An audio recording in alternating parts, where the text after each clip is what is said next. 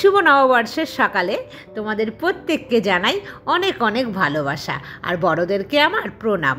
তো বন্ধুরা, আজ হচ্ছে পয়লা বৈশাখ। তো পয়লা বৈশাখের এক খুব মিষ্টি সুন্দর সকাল নিয়ে আমি মিঠু হাজির হয়ে গেছি তোমাদের সামনে।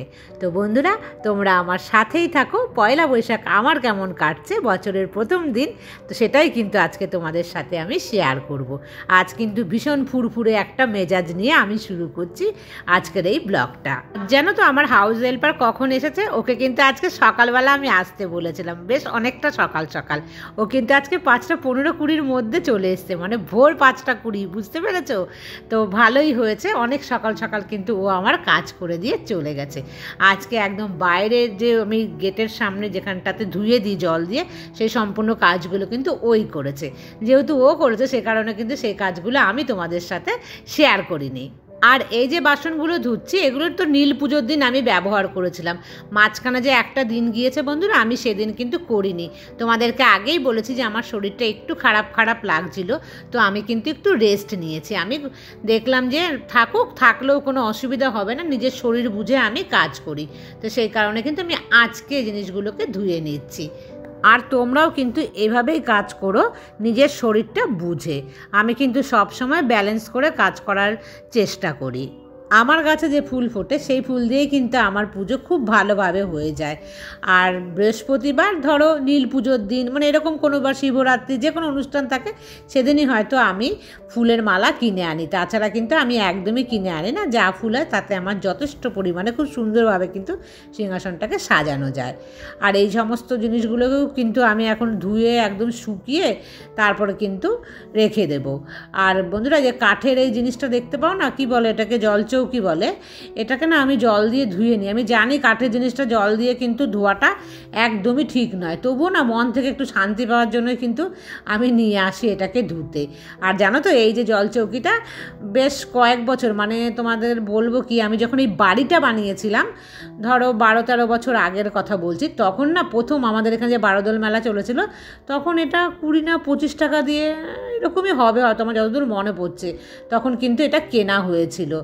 আর সেই জিনিসটা দেখো রং করে দিয়েছে আমার হাজব্যান্ড, মানে একটা কালার এনে এটাকে পেন্ট করে দিয়েছিল। এখন কিন্তু দেখলে না নতুনের মতন লাগে। আর আমি এই যে পুজো টুজো ছোটোখাটো হয় সেগুলোতেই কিন্তু ব্যবহার করি। আর এই জলচৌকিটা ছাড়া আমার একটা কিন্তু বড় জলচৌকি আছে, জানো তো, সেটা আমি না ইউজ করি না। সেটা রাখতেও ভীষণ অসুবিধা হয়। সেটাতেও পেন্ট করা, সেটা কিন্তু একদম বার্নিশ কালার, মানে যে পালিশ কালার হয় না, সেই কালারটা করা আছে। আর দেখো এইখানটায় উপর দিলে না সুবিধে হয় অনেক, মানে বাসনপত্র তো সেগুলো থেকে জল ঝরে যায়। আর আমার যে ঠাকুরের জায়গাটা সেখানটা দেখেছো অনেকটাই ছোট। আর বন্ধুরা, আজকে অনেক দিন পর কিন্তু আমি ওয়াশিং মেশিনে জামা কাপড় দিচ্ছি, কারণ আজকে আর হাতে কাচার একদম মানে বিন্দুমাত্র কিন্তু এনার্জি আমার শরীরে নেই। আর ওয়াশিং মেশিনে আমি খুব কমই কাচি, বিশেষ করে শীতকালটাই কাচি, তোমরা দেখেছো। আজ পয়লা বৈশাখ বন্ধুরা, আমি কিন্তু কোনো রকম দেখো ঝাড়া মোছা করছি না। শুধু কি বলো তো, এই যে মাথাটা না, যেহেতু চাদরটা আমি তুলবো, সেই কারণে কিন্তু শুধু এই মাথার দিকটা আমি একটু মুছে নিচ্ছি। কারণ মাথার দিকটা না সবসময় মোছা যায় না, চাদর পাতা থাকলে আমি মুছতে যদি ধুলোটা পড়ে, আর এই চাদরটা তুলে নেবো বলেই কিন্তু আমি মুছে নিয়েছি। তাছাড়া কিন্তু আজকের দিনে আমি কোনো ধোয়া মোছাতে যাচ্ছি না, একদম হালকার ওপরে যেটুখানি না করলে নয় আমি সেইটুখানিই কিন্তু করছি। আর বন্ধুরা, আজকে তো একটা স্পেশাল দিন, মানে আমাদের কাছে একটা উৎসবে বাংলার যে পয়লা বৈশাখ, আমরা কিন্তু ছোটোবেলা থেকে প্রচুর আনন্দ করতাম এই দিনটাতে। আর বিছানার চাদর থেকে সমস্ত কিছুই কিন্তু দেখো নতুন আমরা বাড়িতে, প্রত্যেকটা বাড়িতেই কিন্তু কেনা হয়। তো আমি না নতুন কিনেছি, তবে একটা কিনেছি, তোমরা তো দেখেছো, তেমন কিন্তু আমি কিনিনি। আর ভাবলাম যে একটু বেডশিট বা এই সোফার কভারগুলোকে যদি একটু চেঞ্জ করে আজকে একটুখানি মনটা ভালো করার জন্য অন্যরকম একটা লুক দিই, মানে আমার ঘরে যা যা জিনিসপত্র আছে সেই পুরনো জিনিসগুলোকে একটু, মানে আমি আজকে পাল্টে দিয়ে একটা আলাদা সৌন্দর্য কিন্তু আনার আমি চেষ্টা করছি। আর উপরতলার প্রত্যেকটা ঘরকেই কিন্তু আমি সুন্দর করে সাজিয়ে নেব, শুধুমাত্র মন থেকে শান্তি পাওয়ার জন্য, সেই কারণেই কিন্তু।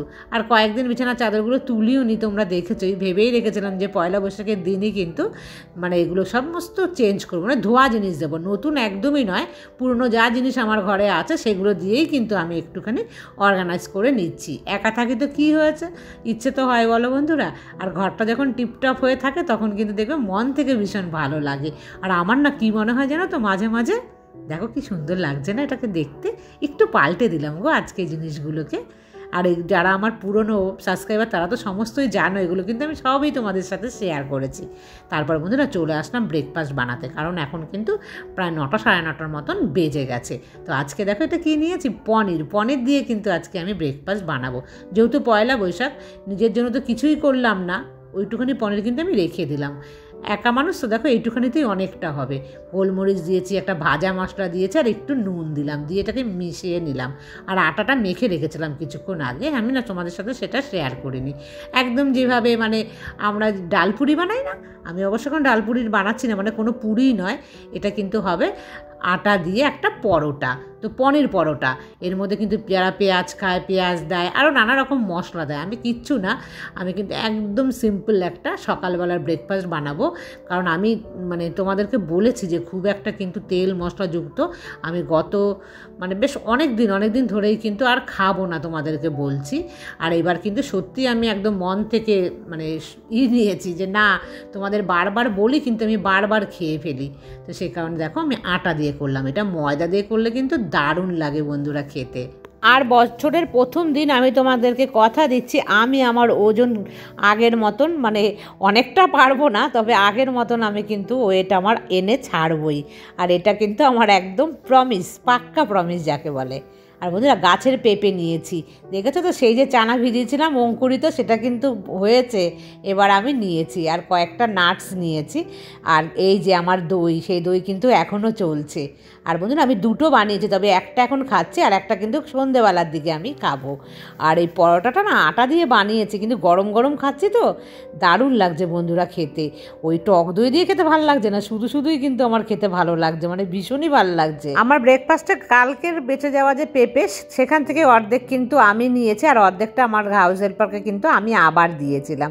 তো সেটার আমি তোমাদের সাথে আজকে শেয়ার করিনি। আর বন্ধুরা কালকের থেকেও জানো তো আজকে পেঁপেটা বেশি মিষ্টি হয়েছে, ফ্রিজে আমি রেখে দিয়েছিলাম, আর বেশি পেকেও গেছে, আর মিষ্টির পরিমাণটাও কিন্তু বেড়ে গেছে। ফ্রিজে রেখে খেলে দেখবে এই ধরনের জিনিসগুলো না মিষ্টি বাড়ে।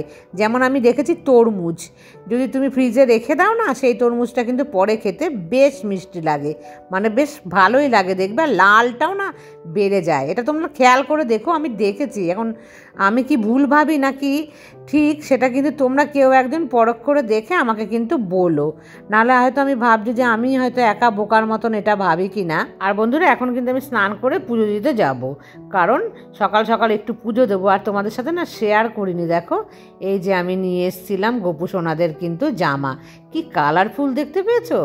গোপু সোনার জন্য অবশ্য ওরকম প্রিন্টেড পাইনি, একটা অন্যরকম প্রিন্টেডই আমি পেয়েছি। তো নিজে হাতেই তো আমাকে সমস্ত কিছু করতে হয়। আর প্রত্যেকবার জানো তো গোপু সোনাদের জামা কাপড়ে কিন্তু আমি সবার আগে কিনি, এই বছরই আমার লেট হয়ে গেছিলো। আসলে আমার একটু সমস্যা ছিল, মানে আমি গোপু সোনাদের জামা কাপড়গুলো না ছুঁতে পারিনি, সেই কারণে আমি আনতে পারিনি আগে। তো যাই হোক, একদম শেষ মুহূর্তে গিয়ে কিন্তু আমি নিয়েছি, আর বেশ ভালোই কিন্তু আমি পেয়েছি, মানে আমার পছন্দ হয়েছে জামা কাপড়গুলো। পরানোর পর কিন্তু দারুণ সুন্দর লাগবে আমি আশা করছি।